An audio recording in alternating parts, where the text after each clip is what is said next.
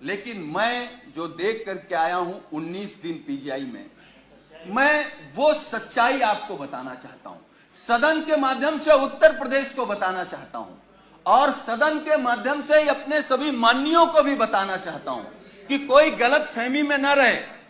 हम तो ये कहेंगे, भगवान से प्रार्थना करेंगे कि किसी को कोरोना ना हो।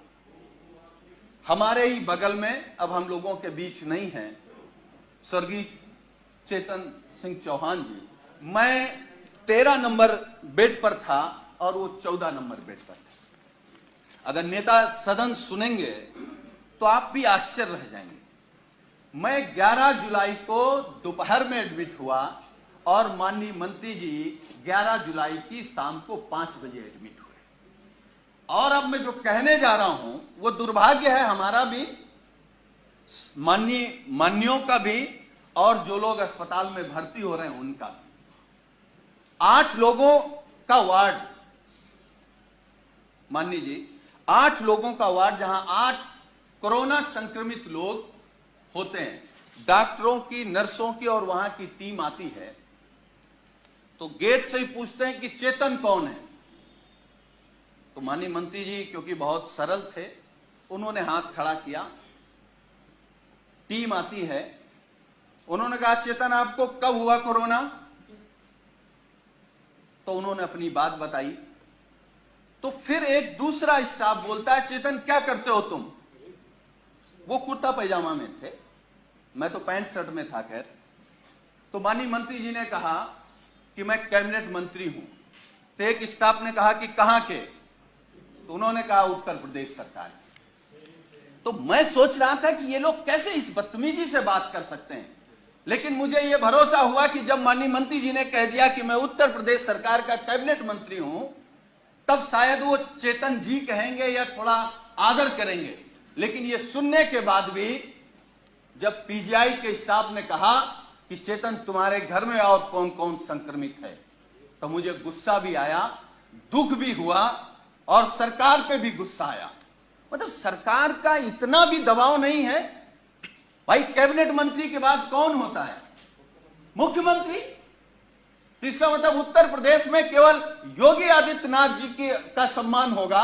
अगर शर्मा जी को कोरोना हो गया तो आपके साथ क्या व्यवहार होगा आप सोच नहीं सकते। हम नहीं चाहते, हम तो भगवान से प्रार्थना करेंगे कि आपको नहीं, किसी को ना हो। लेकिन उसके बाद मान्यवर, मुझे जब गुस्सा आया, मैं अपना गुस्सा नहीं रोक पाया, तो मैंने डॉक्टर से कहा कि आप जानते हैं कौन है? चलिए आप नहीं प्रभाव में आ रहे हैं कि ये योगी सरकार के कैबिनेट मंत्री हैं, ये वो हैं जो देश के लिए क्रिकेट खेलते थे।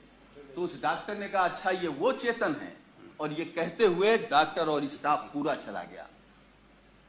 वो 2 दिन तक हमारे बगल में रहे। मतलब वो, मैं ये कह सकता हूं कि जिस घुटन में थे वो माननीय शर्मा जी नहीं महसूस कर सकते। और मुझे जो शब्द नहीं कहना चाहिए, वो कोरोना से हमको आपको छोड़ के नहीं गए, सरकार की अव्यवस्था से हमको आपको छोड़ करके गए। मतलब इतना गंभीर मामला। और मानवर, मैं दूसरी बात बता रहा हूं, मैं 19 समाप्त कर नहीं, मैं समाप्त कर दूंगा। अब हमारा केवल दर्द सुन लीजिए। मैं 19 दिन तक एडमिट था। 11वें दिन हमारी फिर टेस्ट हुआ, मैं फिर पॉजिटिव आ गया। फिर 4 दिन बाद टेस्ट हुआ, फिर पॉजिटिव आ गया।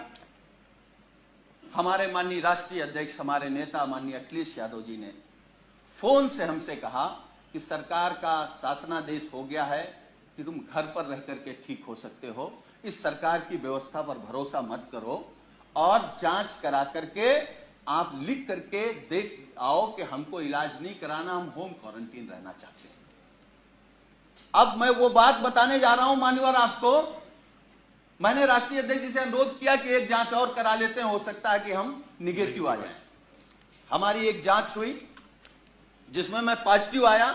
नर्स ने कहा कि आप पॉजिटिव हैं, डॉक्टर की टीम आई, उन्होंने कहा कि आप पॉजिटिव हैं या नहीं हैं, हमको दूसरा टेस्ट करना पड़ेगा। हमारा सुबह दूसरा टेस्ट हुआ। जब दूसरा टेस्ट हुआ, जब शाम को मैंने कहा कि हमारी रिपोर्ट क्या आई, तो उन्होंने कहा कि आपका रेपर बदल गया था, इसलिए शाम को तीसरा टेस्ट होगा। जब तीसरा टेस्ट हुआ तो सुबह हमने पूछा कि हमारी रिपोर्ट क्या है, तो डॉक्टरों ने कहा कि आपका सैंपल बदल गया है, इसलिए आपका चौथा टेस्ट होगा। हमारा चौथा टेस्ट हुआ। चौथे टेस्ट में मानवर जानते क्या हुआ? जब हमने रिपोर्ट पूछा तो उन्होंने कहा कि आपका फार्म तो वहां चला गया था लेकिन सैंपल नहीं गया है। तो हमने कहा पांचवा कर लो। हमारा पांचवा टेस्ट हुआ। पांचवा टेस्ट हुआ और मैंने लिखित में दिया कि हमको पीजीआई में इलाज नहीं कराना है, हम घर में रहकर के जो सरकार के निर्देश हैं उनको पालन करते हुए हम स्वस्थ हो जाएंगे। मैं पहला पेशेंट हूं सरकार के निर्देश के बाद जो ये लिख करके आया कि मुझे नहीं इलाज कराना। मैं ये नहीं कह रहा हूं कि हम सभी डॉक्टरों पर सवाल खड़ा कर रहे हैं।